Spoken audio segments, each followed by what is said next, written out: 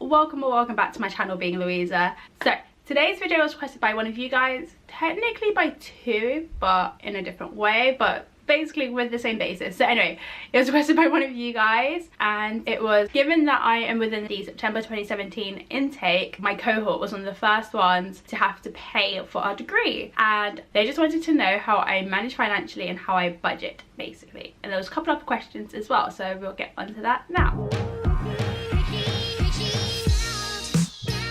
I've always kind of been a really good budgeter. Following through my budgets were a problem for me, especially with the first term of uni. I did not budget correctly, so I kind of screwed myself over, and I kind of overspent on certain things like getting all the stuff in my room and getting new clothes for placement and stuff like that. But the last term that I just had between getting my two loans, I actually did really well. I'm so proud of myself. I stuck to it. But yeah, to answer one of the questions, you get your loan in 3 installments. One mid to end of September, one in January, and then one in April.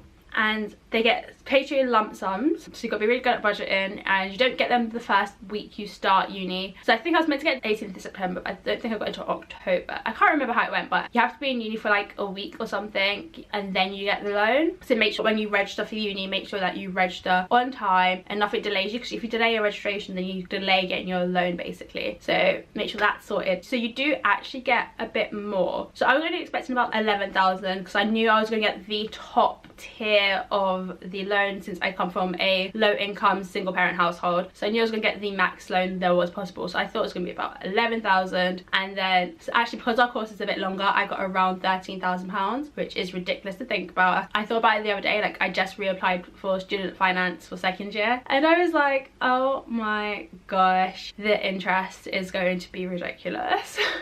The interest I'm gonna have by the time I finish the course is gonna be ridiculous, let alone the interest I'm gonna have for the rest of my life basically. Oh, it's going to be crazy. But yeah, you do get a bit more because you do have a longer last term. So a lot of uni students that I know anyway finish uni around June, July, and they have like all of July and all of August off, and a bit of September off as well. Whereas we, at least in my uni, we only get 3 weeks summer holiday in August. It sucks, but you do get a little bit more on your last payment you get in April, which is good. But then it's like that last payment also has to last you 5 months, whereas the other payments only had to last you about 14 weeks roughly, but this one's got to last you 5 months. So yeah, because you don't get another payment until probably about mid-September as well for second year. So yeah, I was trying to figure out how to make this video. I wanted to make it so many times, but I couldn't. But I thought, what better way to do budgeting other than to show you? So behind me, I don't know if you can see, but on my wardrobe I have taped up some paper, which has been kindly supplied to me by St George's University London.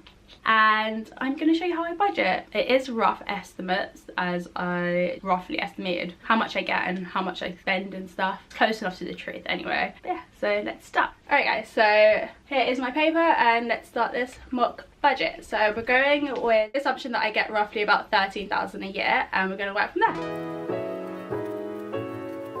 So yeah, so 13,000 a year roughly I get, and then we're going to say that I roughly get in those 300 falls £4,521 60p, which I don't, but we're going to say roughly anyway. So what I do is, say that's what I have for a term, for however many weeks. I'm going to do a mock budget for the next 5 months, because that's what's coming up next. So once I see how much I've got for that term, I then minus my rent, which I paid on Monday, which was so excruciating seeing all that money come out of my account, but whatever. So let's take off the rent. So my rent was £2,422.85p for the term. That's how much it is for each term actually. And then after that I would have roughly £2,095 left over.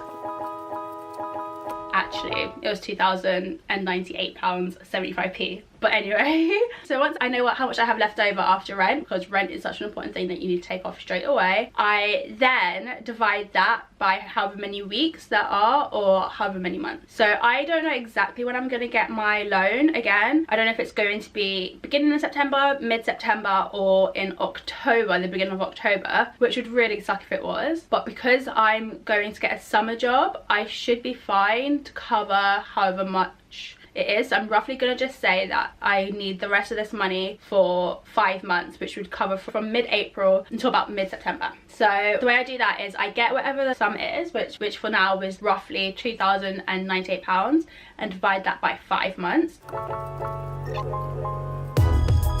That leaves me with roughly £419.75 a month for the next 5 months. Let me quickly zoom in so you can see that. So that's what I've got to so far, and then after that I will then do my monthly mock budget. I try to have some flexibility. So what I do also is I round everything up. This is a new thing I just started to do, by the way. I learned this from a YouTube couple called Kaylin and Kyra. I love them, they're so cute. I learned this from them because they learned it from someone else, but it's a really good thing, and it's basically a zero, they call it a $0 budget because they're American, but I'm English, so I'm gonna call it a £0 budget.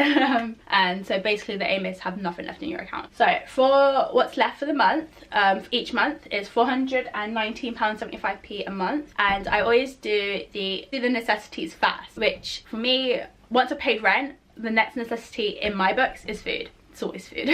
But that's also the thing that for me I can dip into in case of an emergency as well. But for a month I plan to budget £100 for food, which is about £25 a week for food. And once you take off the £100, that leaves you with £319.75. And next for me on that list is my phone bill. It's not really a necessity and it's not really important to me, or it's kind of important, but it's not really important. But that's next on my list because I am still under contract, and that is now roughly 50 quid, plus interest has gone up lately, so I don't even know how much it actually is, but I'm gonna put it on 50 quid. So that'll leave you with roughly £269.75 once you take off the £50 phone bill. And then next would be my credit card, which I roughly pay about £150 a month on. And then that would leave me with £119.75 left. And then after that is my travel. I get a monthly travel card because I live in London, and TfL do monthly travel cards, which actually do work out cheaper depending on what you do. And that's £68.60 I believe for my travel card. So now I'm left with £51.15, and I put all of that into my savings account because at the end of my placement is when I have to move out of halls, so I need money for then, for a deposit for before then, and rent and stuff like that. So I put whatever I have left, usually about 50 quid, into savings.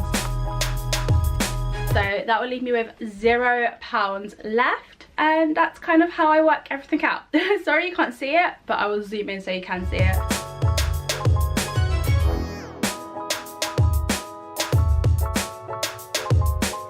I hope that was helpful for you guys. I hope you enjoyed it. I hope it answered any of your questions you had on budgeting or questions about the student loan. Give it a big thumbs up if you enjoyed it, if you liked it. Don't forget to subscribe because I want you guys to join our family. So until next time, keep on being you. If you like this video, give it a thumbs up. Comment down below with any questions or suggestions, and don't forget to subscribe to get weekly updates. Bye y'all.